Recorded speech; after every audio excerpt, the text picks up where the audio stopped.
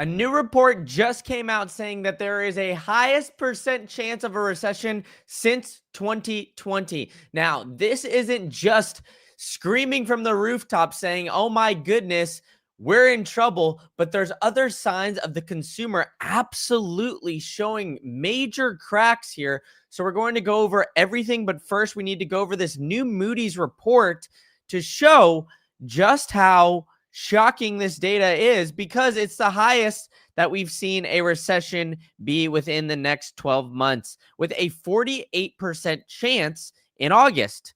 Now, this next 12 months is going to be very interesting here because we have a lot of different things happening. Of course, we've got interest rates cuts coming. We had the interest rates being cut the other day, and now we have terrible jobs numbers and even more cracks from the consumer. I'm going to get into all of that. But I mean, first, seeing all of this and seeing economic data that you haven't seen in decades or since the last major recession in 2020, well, this is shocking to say the very least.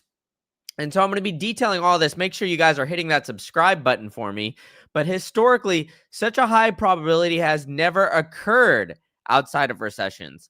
So usually, even though this is just, hey, this is the probability, this is something that is a fairly accurate predictor of what is to come next. Now, it is something that we need to be watching because the U.S. job market continues to have deteriorated, and we're going to go over that.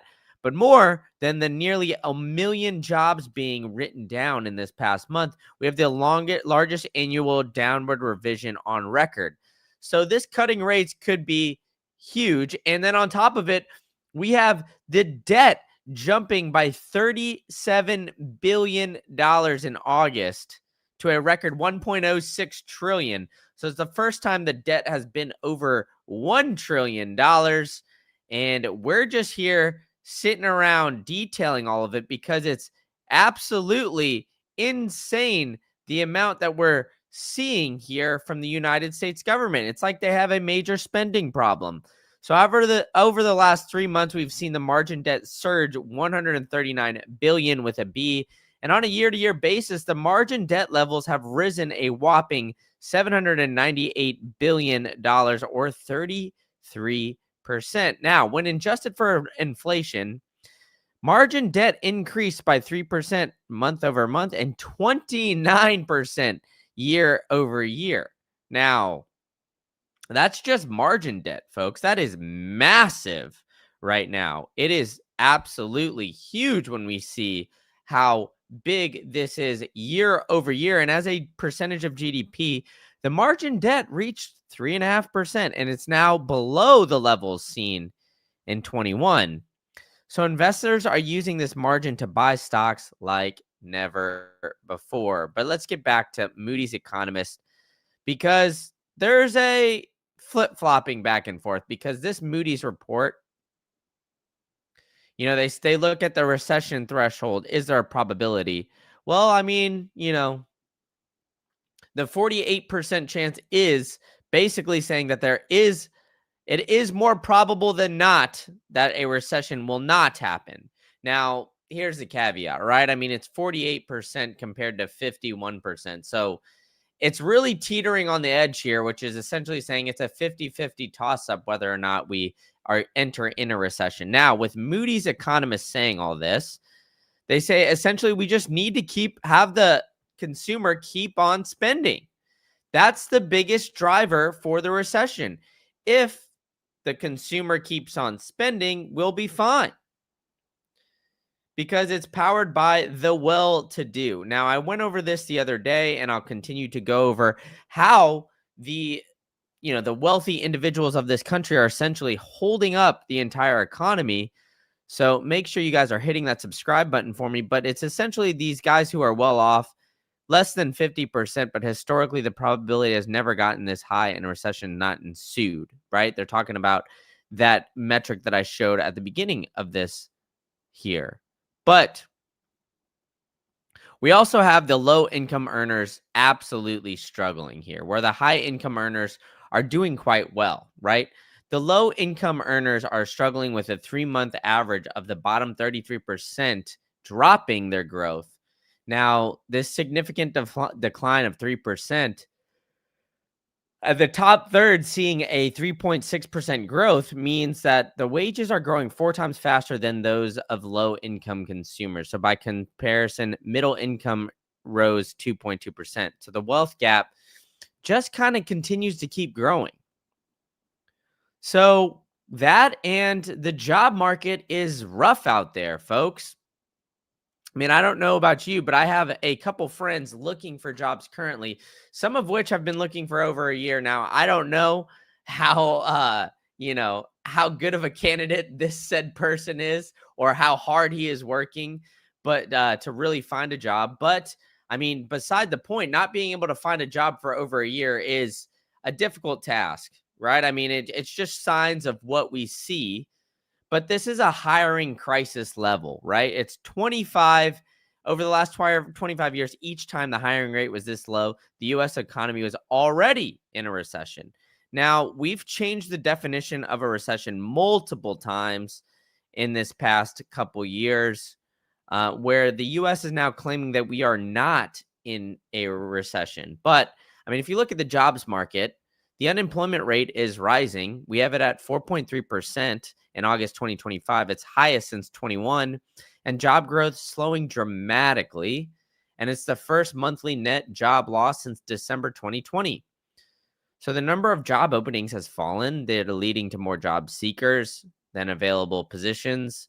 So, I mean, the jobs number and the consumer are absolutely hurting. Then, on top of it, if you look at the weak consumer data, it's not just the jobs market that is showing consumers are hurting.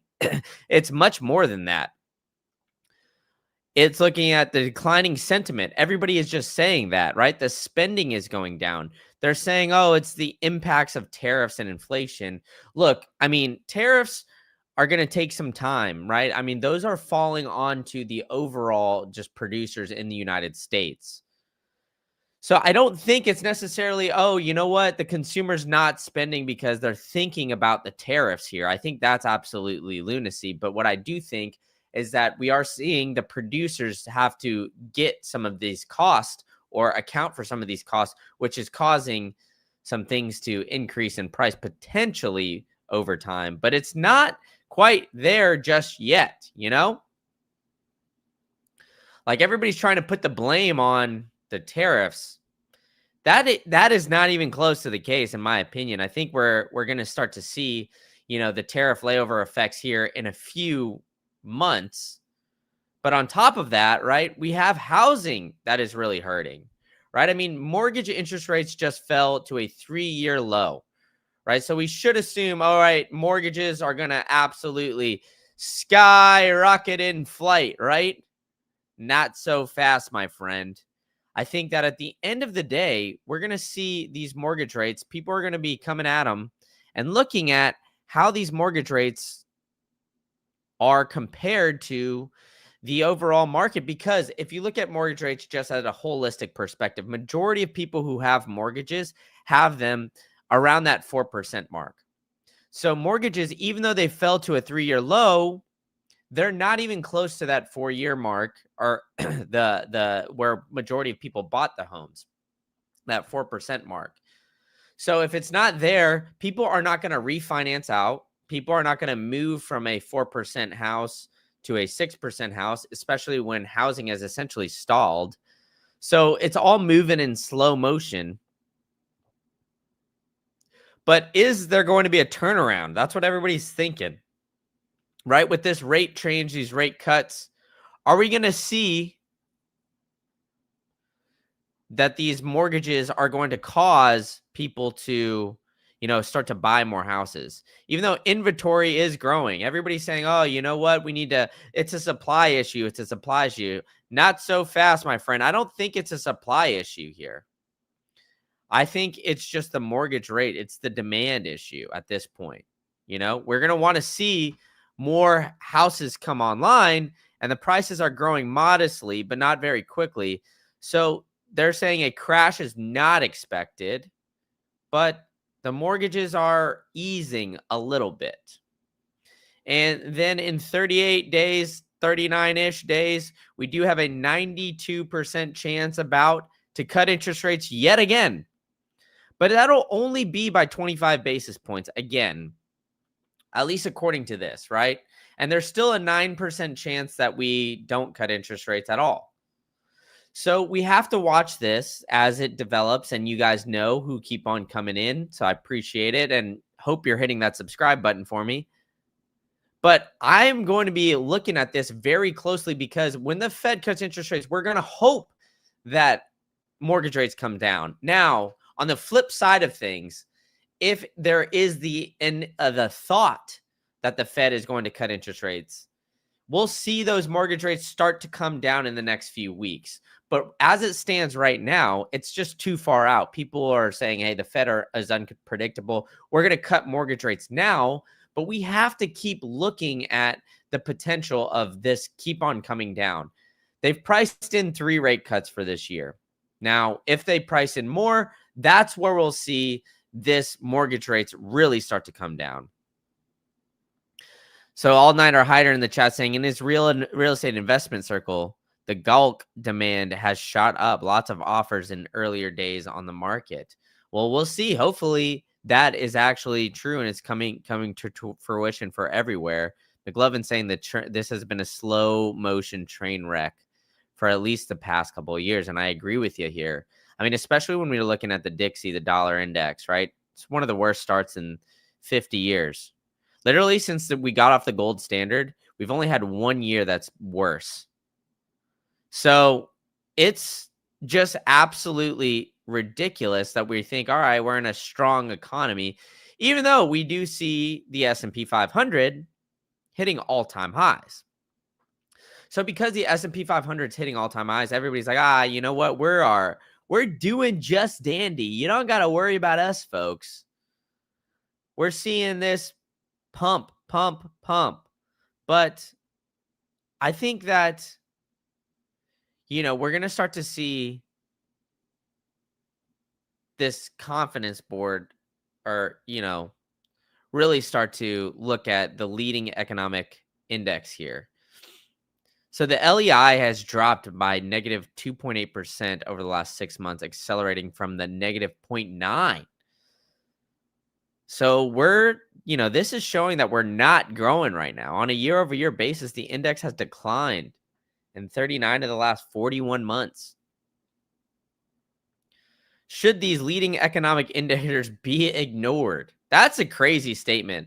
Like, we're seeing data that looks terrible. So should we just ignore that data and say, hey, you know what? We're fine.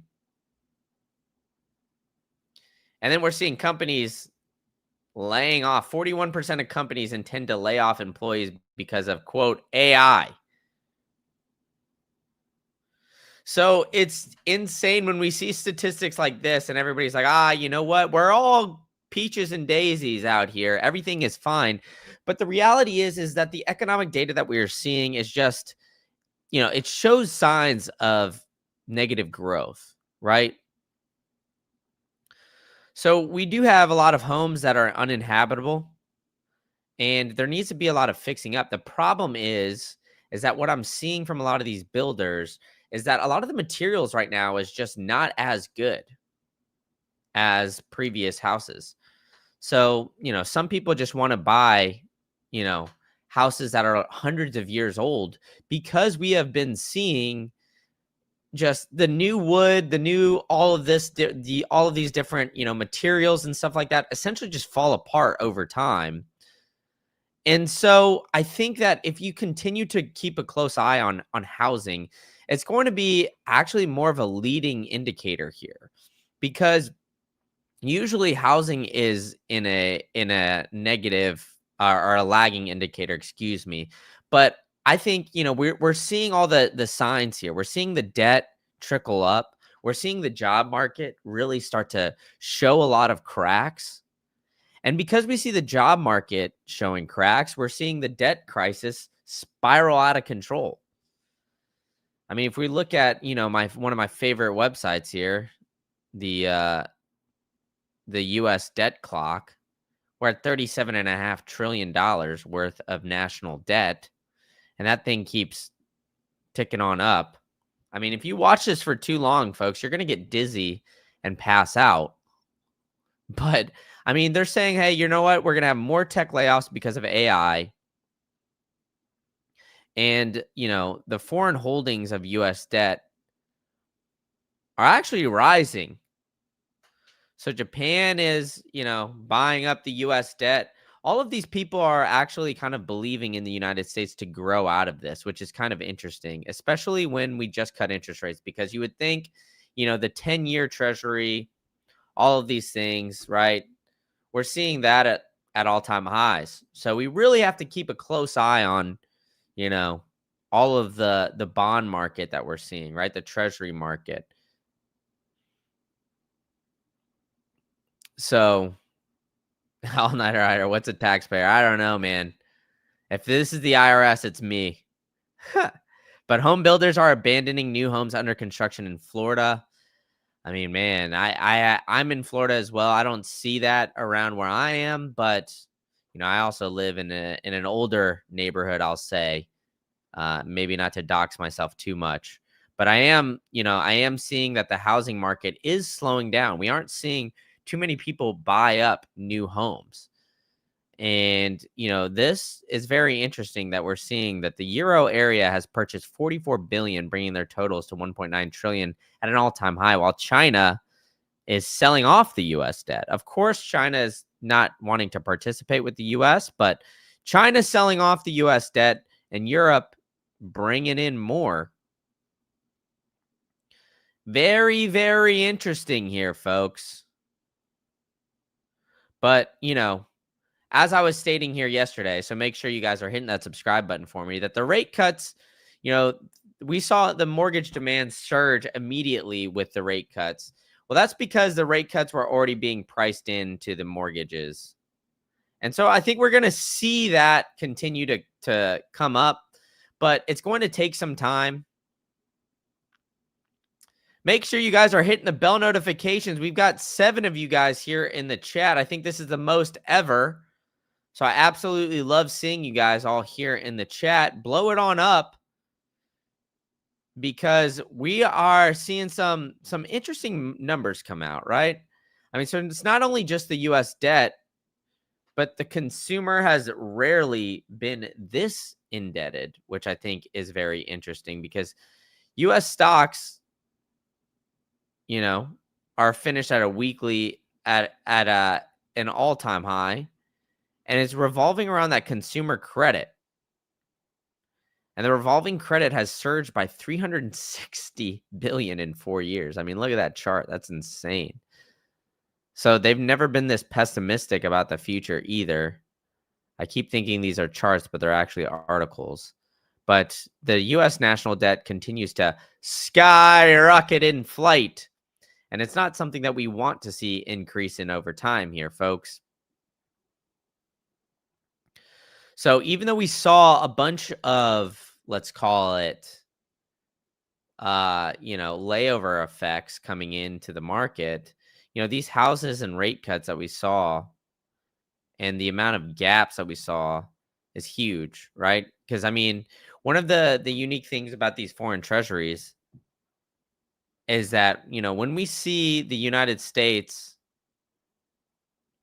one of their biggest partners here is Japan with all of it. So when Japan is one of the biggest partners, and we're seeing, their bond yields just fall dramatically. Well, you got to keep a close eye on it. And I agree with McLovin. Maybe it's time to pump the brakes just oh so slightly here and slow it down, because, hey, when Japan, like I said, their bond yields are falling dramatically, but they increased to 4 billion. Billy like the goat with the letter B, folks. And all this, and then DJT is doing what he does, just trolling everybody here and posting this. about the stock market going up. Now, I'm covering how we're seeing basically an asset bubble. We're seeing the S&P at all-time highs. Housing isn't doing well. We aren't seeing housing move very quickly.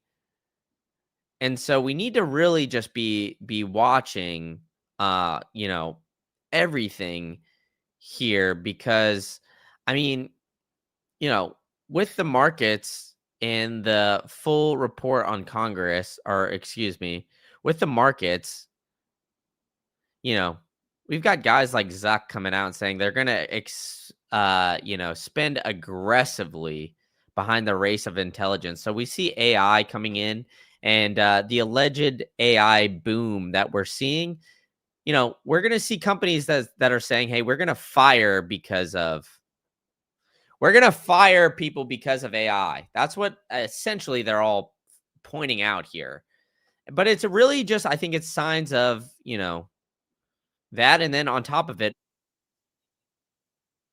age increase. I mean, look at this. I don't know if you let me know in the chat if you guys can hear this, but raising the retirement age is the next step because the economy isn't doing well. Now let's listen in. Considering being considered and will be considered, and then you need Congress to they have to. It needs really to be the trustees, which are the four of us, myself, Treasury Secretary, Labor Secretary, HHS, the White House, which is completely committed to protect and preserve, and then Congress. And that's where the real work will happen. And that'll take a while. So they're thinking about really raising up the retirement age because Social Security, the biggest Ponzi that there is, well, this Ponzi is about to fall. So, I mean, when you're seeing all of these signs here and you're seeing the stock market rise up, but you're worrying about a lot of things, well, it's signs of a shaky economy. So make sure you guys are smoking that like Cheech and Chong, hitting the subscribe button for me with the bell notifications. I think we saw a peak of 8, maybe 7 of you guys in here. So I really do appreciate you coming out, and I'll catch you guys all at the next one.